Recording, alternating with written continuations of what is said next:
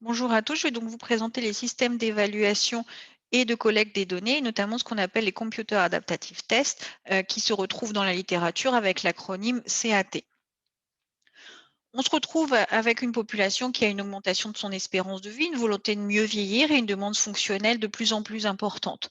Notre spécialité orthopédique est donc impactée et on prévoit, comme l'a montré l'équipe de Clermont-Ferrand, une augmentation de nos pratiques dans les années à venir, ce qu'on peut voir par exemple pour les prothèses de hanche ou pour les prothèses de genoux. Nos pratiques doivent donc être évaluées. Elles peuvent être évaluées par notre examen clinique qui reste effectivement pertinent, mais il nous faut aussi des évaluations chiffrées qui nous permettront de nous comparer avec les autres praticiens. On utilise pour cela les scores d'évaluation. Les plus anciens étaient des scores qui étaient faits par un tiers, où c'était l'examinateur qui posait des questions aux patients.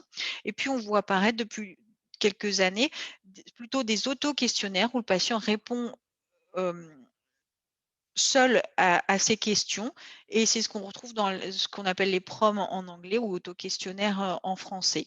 Ces questionnaires sont bien régulés, ils nécessitent des processus de validation, validation pour la création de ces questionnaires et validation si on passe d'une langue à l'autre et donc des validations transculturelles. Ces questionnaires sont composés d'items, les différentes questions qui vont composer ce questionnaire et permettront ensuite, en fonction de comment a été construit ce score, d'avoir un score global ou des sous-scores d'évaluation qui seront cotés selon la cotation définie par le score.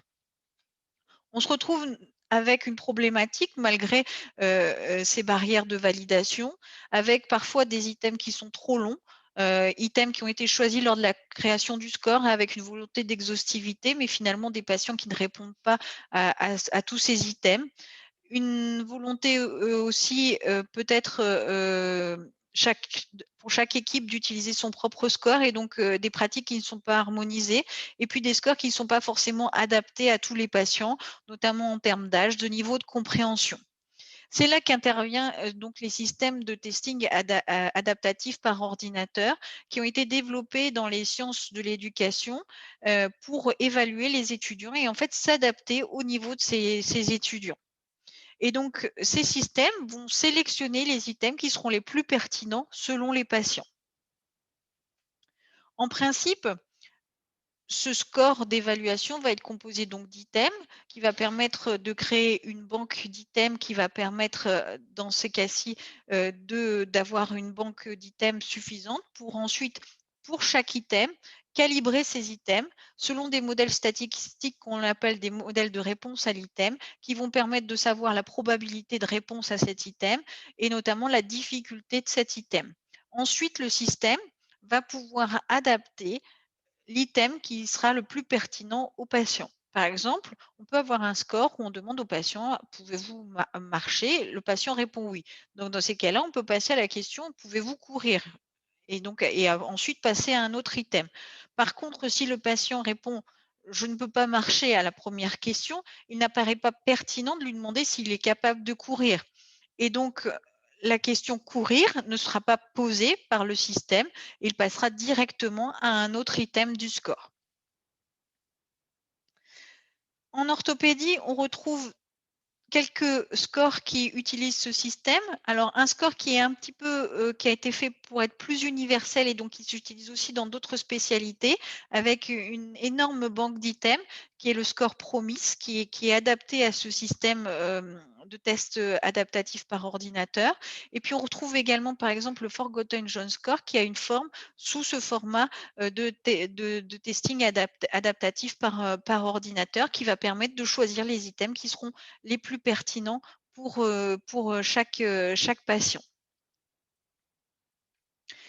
On utilise aussi ces systèmes qui sont intéressants donc pour réduire aussi les scores que l'on utilisait auparavant. Par exemple, c'est ce que vous voyez pour le score COUS qui est présenté ici, qui contenait 42 items. Les équipes qui avaient créé ce score avaient dû s'adapter parce qu'il y avait souvent des données manquantes et donc ils avaient mis en place des procédures de gestion des données manquantes, ce qui voulait dire que le patient ne répondait pas à tous les items. Et donc, ce qui montrait que ce score était peut-être pas adapté à la pratique quotidienne. Et donc, ils ont utilisé donc ces systèmes, pour repartir des items du score COUS initial créer des modèles donc pour chaque item et après par un système de simulation de CAT, réduire ce score et obtenir un score à 12 items qui est plus facilement utilisable qu'un score à 42 items. Donc ces systèmes, de testing adaptatif par ordinateur sont extrêmement intéressants dans notre pratique, future. Ces systèmes ont néanmoins des limites. Bien sûr, on utilise, les items et donc il faut que l'échantillon initial, la banque d'items soit suffisante pour bien clarifier la position de l'item dans le score. On dit aussi qu'il faut que le score ne soit qu'à une dimension, c'est-à-dire qu'il mesure la même chose, que tous les items mesurent la même chose dans ce score. Et donc ça, c'est des procédés statistiques qui permettent de savoir si le score contient une ou deux dimensions. Ensuite, il faut bien évidemment que l'on ait des logiciels adaptés qui vont permettre d'être suffisamment aussi puissants et des ordinateurs suffisamment puissants pour prendre en compte ces systèmes et passer d'un item à l'autre en fonction des réponses aux items précédents. Il faut aussi pour les patients forcément un accès numérique. Donc, parfois, ça peut engendrer des contraintes supplémentaires. Et puis, actuellement, on reste limité, même si c'est des scores qui apparaissent adaptés aux patients parce qu'on utilise vraiment les items qui paraissent plus pertinents pour eux.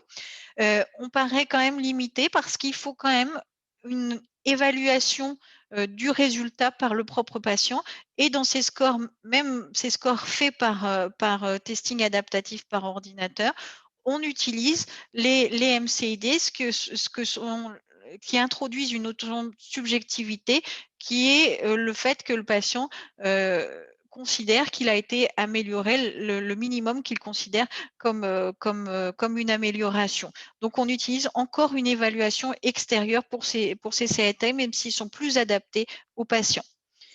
On voit bien que nos systèmes sont en cours d'évolution et ce qui est très important, et ces systèmes vont peut-être nous aider à harmoniser nos pratiques si on obtient des banques d'items suffisamment intéressantes. Je vous remercie pour votre attention.